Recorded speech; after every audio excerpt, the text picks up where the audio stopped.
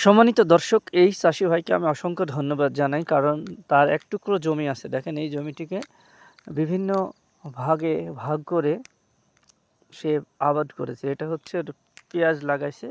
তার সামনে দেখেন লাল শাক বুনেছে। আর এই পাশটা ৩ টা কিয়ারি বেঁধে রেখেছে। বিভিন্ন রকম ফসল হয়তো লাগাইছে। আমার মনে হয় যে লাউ লাগাইছে।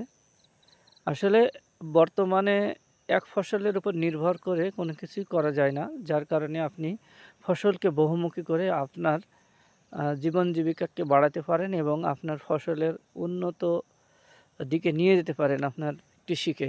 দেখেন তার পাশে একই জমি বাট গম বুনেছে, গম বড় হয়ে গেছে।